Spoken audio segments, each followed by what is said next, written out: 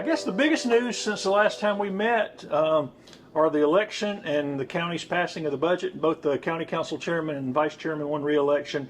And council's been pretty stable over the last decade. How important is that continuity to the council's effectiveness? Case in point, we met with some credit rating agencies this week in anticipation of a sewer bond for our Clemson, Pendleton, Anderson wastewater treatment plant. And one of the things that they look at is political stability in your government. And Mr. Dunn is in his 16th year, and Ms. Wilson's well over 20 years, and the other members of council had no political opposition, and they've now 4 and 5 years into office. So people take that into consideration. So yeah, it plays a part. I don't think most people realize that when you start talking about Well, no, but if you're turning over your council every 2 years, or you have a lot of turmoil, yeah, because you say, is that a good place for us to give them a good credit rating? Because we don't know how stable they are. But yes, that plays a factor. Is it the only factor? No, your financial stability, how much money you have on hand, all of those things. Are you a growing community? Are you a dying community? We talked to one of the gentlemen involved, and he said, could you imagine being in one of the Rust Belt areas and you're trying to borrow money and you're saying, well, how many new industries do you have come in? He said, we don't have any. Well, how many do you have leaving? So we're in a pretty enviable situation. And any chance the council would ask to try another shot at 4-year staggered terms like almost every other elected body of counties in the state? It's been tried twice in Anderson County. It's failed both times. I think the big push right now is all efforts are trying to make the public aware of the gasoline tax, the vote coming up in November. We received very good news at the end of the legislative year, because Anderson County and Greenville County, who's also going after a penny sales tax, we both wanted to take unprepared food out of the equation. And so, thanks to Senator Gambrill and other members of our delegation, the option to remove unprepared food from the penny sales tax passed. And so now our council has to come back and say, we do not want that tax on unprepared food. The other estimate we had before was it bringing around $50 million a year. Now it'll be closer to $35 million a year. But I think that will lessen the burden on people, because you can go to the grocery store and buy what you need, but there won't be a tax on it, on unprepared food only.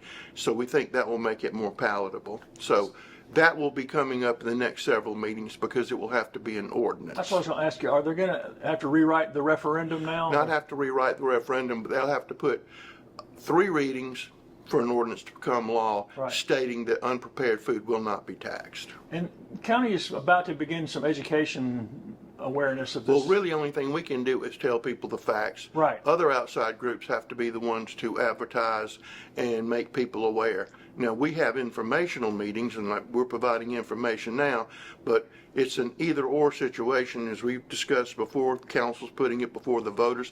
They're going to make the final determination. But information meetings are important. If anybody wants to ask any questions or anything, we'll be happy to answer them. And there are some groups that are going to be doing this. There's some chambers involved. I'm sure there are groups that are going to be wanting this to happen, and I'm sure there are groups who don't want it to happen will also be organizing.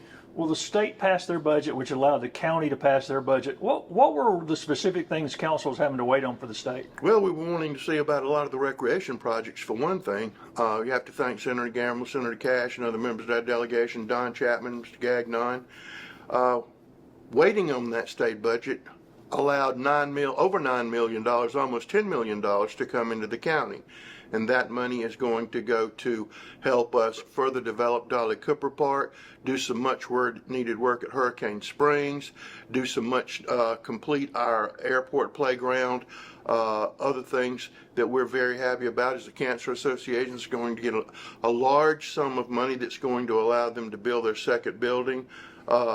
We also received the money to upgrade the Civic Center, money we would have had to put in the local budget, but thanks to these direct funds, we don't have to do that. And we're just very appreciative of Representative Thayer and others on our delegation. Williamston's going to get a new playground, ADA accessible playground. They're going to be able to do more work at the Pelzer Theater with Will Ragland, and that's a wonderful thing because it's entertainment for us, but it also brings a lot of people in. So that's what council was waiting on, and also to make sure that aid to subdivisions didn't change because we get a formula, aid to subdivisions, how much money we get. People say, well, you could have gone ahead and done your budget, well, then, and then come back and have to do something else. No. Just do it. No tax increase in the budget. There's been no tax increase in the last 16 years except 1 year when they raised taxes 1 mil, but then the next year they took it off. So that's remained stable. And the money you're talking about for those special projects, I think most people need to be reminded that that money would have gone to another county. It wasn't going back in the general revenue of the state. It wasn't going to be sent to the taxpayers, although the General Assembly did reduce the income tax rate slightly. But that money was there, and it was going. So look, Columbia got $10 million for a parking garage in 5 Points. If they're going to be handing out money at the fair, then I want our people to get our share of the money that they're handing out. When everybody quits asking for money, then that'll be a wonderful day, and nobody will have any money, and everybody will be equal. But until that day, if they're going to give it away, we'll be lining up. And that's an important part of our delegation, right? To make sure that we get our share. It's all on our delegation to do that. We're going to be receiving some additional funding this year to do more paving in Anderson County, and that's a direct function of our delegation. Our delegation and the ability to work with our delegation is of the utmost importance. And I'm happy to say that we get along well together, and they see what needs to be done, and they help us see what needs to be done, and working together, you can get a whole lot more done. And you mentioned roads, and we can't get away from that. In fact, I saw something the other day at a Congress of Governors. They said the number one call statewide they get from everybody's roads. It is roads. Because it's expensive. And what are roads made out of? Yeah. Petroleum. Right. They're expensive. During the Great Recession, you had a lot of asphalt companies that went out of business. Now you just have huge, humongous asphalt companies. You're beginning to see, and I alluded to this before, but you're beginning to see some more asphalt companies come into the market, which hopefully will have a leveling effect on prices. But $1 million a mile, just as a rule of thumb, that's very expensive. And you mentioned even with taking groceries off the proposed referendum that's going to be on the November ballot, the plan I saw is within 7 years, Anderson County can have all of its roads pretty much up to speed. Probably 7 years. It would be very close. It would be very close. And that would be the first time in our lifetime that's... It would be the first time that that's ever happened. County did pass a budget, and I guess the biggest part of the budget is law enforcement, right? Correct. And that's a function of what the county's function while we're here. I mean, Health, safety, and welfare. and what was in that? Improved salaries for law enforcement officers? Improved salaries for law enforcement officers. Also some step increases for prior military service, for educational achievements. If you agree to serve on the bomb squad, you get more money for serving on the bomb squad. If you are one of the people who assist the bomb squad, but you're not holding the bomb, you get money. But this was a plan developed by the sheriff's office to enhance their operations, to make it fair. Also, as you well know, the sheriff's office, in partnership with the town of Belton, they now provide that law enforcement over there, which didn't cost an increase to the county budget. But it just makes sure that we have a good functioning law enforcement situation. They're well paid, they're well trained, there's room for people to advance in that organization. There are ways to move yourself up. It's a place where you can go and make a career and not move from agency to agency to agency. And that's very, very important. And you look all around the country and look all around the state, and we're very fortunate to have the sheriff and the command staff that we have performing these functions. And another thing, some places the sheriff and the county council don't like each other, okay? And it's a constant battle. And here it's not. It's teamwork. It's Team Anderson. What do we need to do? Let's get it done. And of course, technology and equipment changes Every 15 minutes. yeah, Every for 15 them, minutes, so. yes. Any update on the new jail? We're getting very close. The price is going to be around $80 million now. I can tell you at Wednesday of this week, we had 480 people in the jail. We are this close to having to close the tiny dining room to put prisoners there. So the timing for the new jail is absolutely critical. We are moving rapidly. Not this council meeting coming up Tuesday, but next Tuesday we'll be having new things in place to even further speed that process up. Still going to be a 2-year process, but at least we're well on the way. Council's fully united on it, full speed ahead. As fast as it can take place, it's going to take place. So in the meantime, if people would behave a little bit more to give us some. If they would behave more, if they would have more trials, if they would prosecute more people, if they would get people out, it would be a great help. Council also approved, and you mentioned this a minute ago when we were sitting down, the $25 million and up to $25 million in bonds for upgrade to the sewer system, the Anderson, Pendleton, Yes. Clemson line. When will work begin on that? Well, we have to sell the bonds. That's why we're meeting with the credit agencies. We already know what the work is. We already know what we need to do. Pendleton has completed theirs. Clemson's completed theirs. We've completed ours. We have a few more steps, and as soon as the money's in place, with the $10 million grant we got, plus we got another $1.5 million grant from the delegation, and $5 million that's going to go to extra work on the outside, thanks to Senator Lindsey Graham. Hopefully we can start within 6 months. We'd love to start within 6 months. Whenever a plant reaches 80% capacity, DHEC tells you better start planning to do something. And if you don't, then you get fined. We're also in the process, I'm getting very close, of closing the old 6 and 20 wastewater treatment plant in 81 and 85. So we're excited about that, and we're excited about the work in Pendleton, Clemson, and that project. So that's where that is right now. And that project will give the county a lot of room for growth. Those A lot of areas. room for growth. Fastest growing area in Anderson County is between Pendleton and Anderson, City of. How about here at the historic courthouse? To the naked eye, it looks pretty good. Any word on when they'll be done with that? Late August, September. We're not rushing them, and as you can imagine on a project like this, It looks good. It looks great, but you see things that you couldn't see. But we're very pleased with our structural engineers. Very pleased with Lloyd Roofing, who's doing the work. They always do jam up work, so it's going well, and nobody's rushing them. Take your time, do it right. Got to last for another 126 years.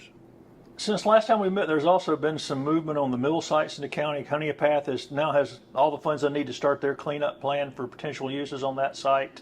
I guess y'all are working together with them? Yes. As a matter of fact, we will be at a meeting at 10 o'clock on Monday morning with the town of Honeypath to start moving this project forward. And the Cheney Brothers Mill site in Pendleton is looking pretty good. I don't know if you've seen what very, they've very done. good, The yes. construction's underway. They've saved the hardwood floors and And the Planning Commission approved the redevelopment plan for the old Equinox Mill site, something we've been working on for some time. We're hoping that it will actually begin to take shape, the rubble will be cleared, and we can put the housing that we desperately need in that area. that is going to be huge for the county and for downtown and everything else. Apps is going to be wonderful. Since it's been cleared there, what are the next steps before they can actually start clearing rubble down there? Nothing. They can start to clear rubble anytime they want to right now. So that's going to happen soon. We're hoping it's going to happen in the next 2 or 3 months. So before the end of the year, that site might be cleaned up. It might, but I'm not guaranteeing that because it's private and we can't order that to be done. Any other mill site updates that you know about? Of course, the Pendleton Oil Mill is now 5 piles of concrete, so that's almost. So there. that one's taken care of, and we're going to be able to help with Shakola Mill and Honeypath.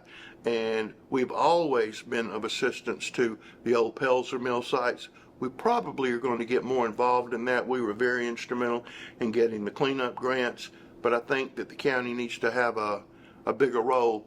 And we met with some of those people last week to get that done. That's wonderful, beautiful property on the river. We would love to see it developed as an asset to the river, and the river be an asset to the town, which it used to be, needs to be again. Just this week, we got official approval of the additional opioid recovery money. Remind people where that money came from first. That money came from a lawsuit suing the makers of opioids and their distributors and certain other medical associated people.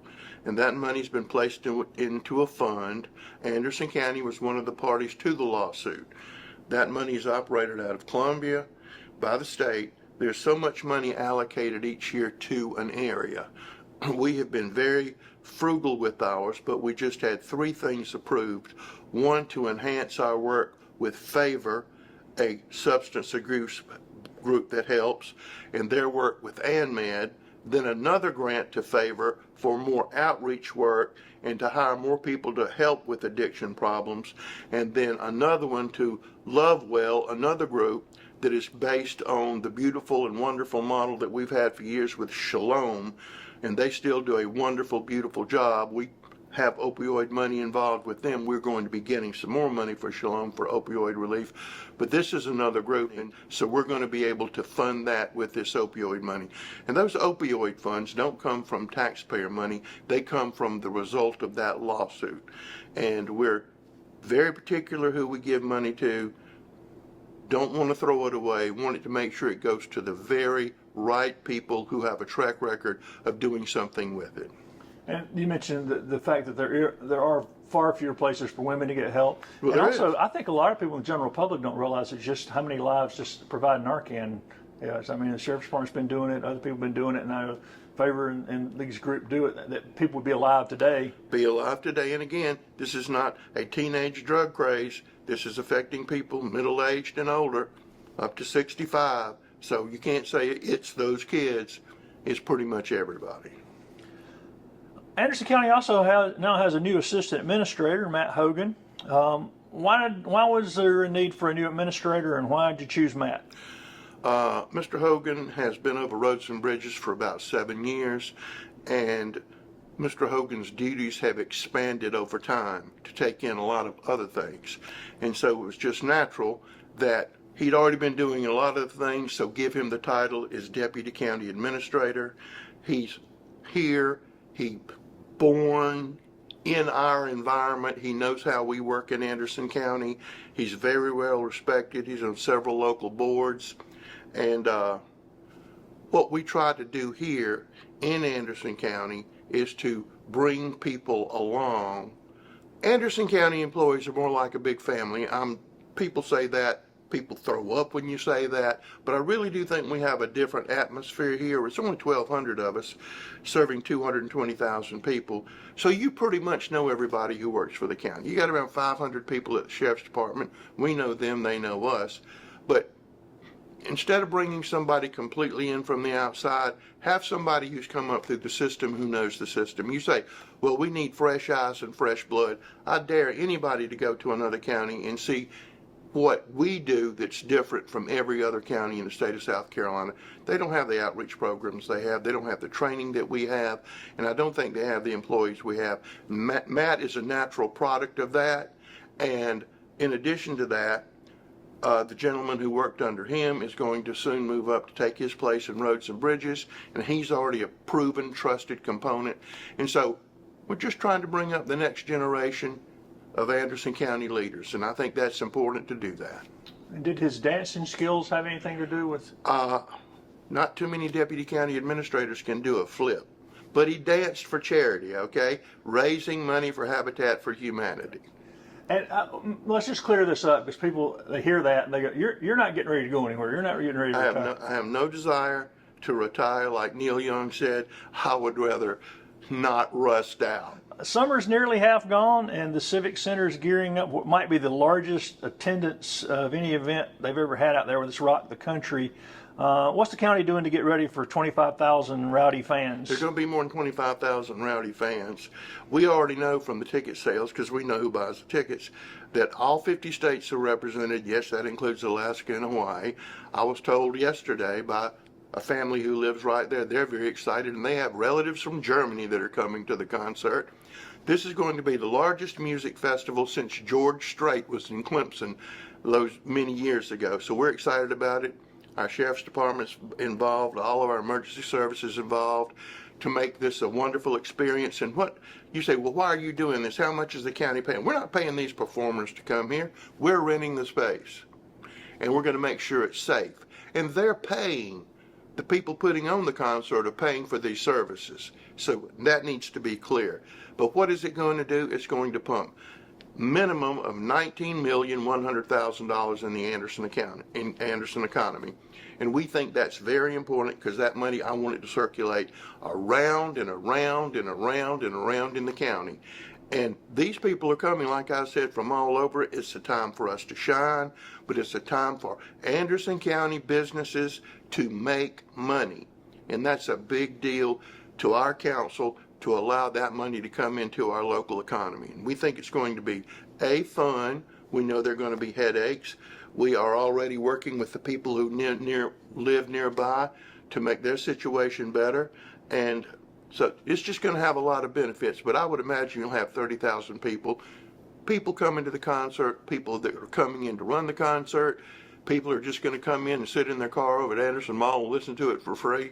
So it's going to be a big deal. And following right after that, we're going to have the 25th anniversary of Celebrate Anderson. And to make that special, we're going to have a concert Saturday night and then the traditional Celebrate concert on Sunday night. So you could say it is concert season in Anderson County, and we're excited about that. So we're bringing in the money from outside, and we're hoping it runs around 5 times in Anderson before it leaves. And the Public Safety Commission and Council's meeting to make sure that law enforcement, I know city and county have both told their officers those are blackout days, you can't take vacation. No. So they're going to be in full force city and county law enforcement to make sure things, if they do get a little rowdy, get a little less rowdy, right? Overkill might be what we're doing to make sure everything's fine, but and that's People are saying they're concerned. I mean, obviously, when you had that many people coming in. We've been concerned Right. for the last 7 Some months. are camping and not concerned, but we've been preparing for the last 7 months. This is not something, hey, we need to get together and talk about this. This has been a concerted effort from all agencies, and all our agencies in Anderson County work well together. There's no territorial, I'm going to do this, you're going to do that. We just don't do that here. You mentioned Green Pond's got something there, and you also just, since last time we met, had another international tournament. How impactful are those international events? I know we have big, domestic events, but when you have international events, how impactful is that for the economy? Well, it just puts you on the world stage. And, people say that, well, Lake Hartwell's being overfished. No, it's not. And they say, well, after a tournament, any tournament that we put on, we return the fish. And we have a very good record. On our large tournaments, the Department of Natural Resources comes in and takes care of the fish. And usually the man who's over the Department of Natural Resources is over there making sure that it's done right.